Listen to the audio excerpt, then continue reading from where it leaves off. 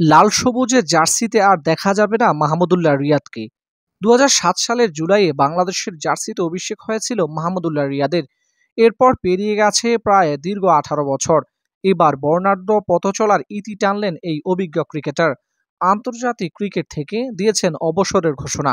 বুধবার সামাজিক যোগাযোগ মাধ্যম ফেসবুকে নিজের অফিসিয়াল পেজে জাতীয় দল থেকে সরে দাঁড়ানোর সিদ্ধান্তের কথা জানিয়েছেন রিয়াদ। বিদায়ী বার্তায় তিনি লিখেছেন, সকল প্রশংসা একমাত্র সর্বশক্তিমান আল্লাহর জন্য। আমি আন্তর্জাতিক ক্রিকেট থেকে অবসর গ্রহণের সিদ্ধান্ত নিয়েছি। টেস্ট ও টি-টোয়েন্টি থেকে আগেই অবসর গ্রহণ করেছিলেন ৩৯ বছর বয়সী মাহমুদুল্লাহ রিয়াদ। তিনি খেলে যাচ্ছিলেন শুধু ওয়ানডে। এবার আন্তর্জাতিক ক্রিকেটের ৩ সংস্করণ থেকেই অবসরের সিদ্ধান্ত নিয়েছেন তিনি।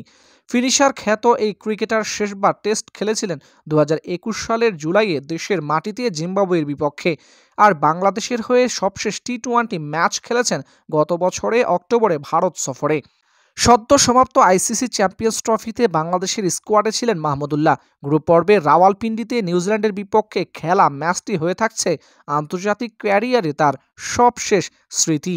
বর্ণাঢ্য ক্যারিয়ারে মাহমুদুল্লাহ খেলেছেন ৪৩০টি আন্তর্জাতিক ম্যাচ, যেখানে ৫০ টেস্টে ৩৩.৪৯ গড়ে মাহমুদুল্লাহ রান করেছেন ২৯১৪ রান। ৫টি সেঞ্চুরির সঙ্গে রয়েছে ১৬টি ফিফটি। ক্রিকেটের সবচেয়ে কুলিন সংস্করণে ৪৫.৫৩ গড়ে তিনি উইকেট নিয়েছেন ৪৩টি। এছাড়াও ২৩৯টি ওয়ানডেতে ব্যাট হাতে ৩৬.৪৬ গড়ে ৫,৬৮৯ রান করেছেন মাহমুদুল্লাহ। পেয়েছেন ৪টি সেঞ্চুরি ও ৩২টি হাফ সেঞ্চুরির দেখা। ৫০ ওভারের ক্রিকেটে বল হাতে মাহমুদুল্লাহ ৪৬.৪৫ গড়ে শিকার করেছেন ৮২টি মূল্যবান উইকেট। এছাড়াও ১৪১টি টি-টোয়েন্টি ম্যাচে ৮ ফিফটি সহ ৪৩.৫০ গড়ে রান করেছেন ২,৪৪৪। ক্রিকেটের সবচেয়ে ছোট সংস্করণে ২৭.৩৮ গড়ে তিনি পেয়েছেন ৪১টি উইকেট। এছাড়াও বাংলাদেশ জাতীয় দলের অধিনায়কের দায়িত্ব পালন করেছেন বেশ কিছু ম্যাচ।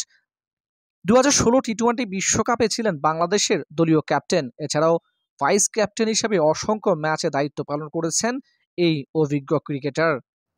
তার বর্ণাঢ্য ক্যারিয়ার, তার ফিনিশিং দক্ষতা দর্শকদের মনে দাগ কেটে থাকবে আজীবন। আজীবন মনে রাখবে মাহমুদুল্লাহ রিয়াদকে।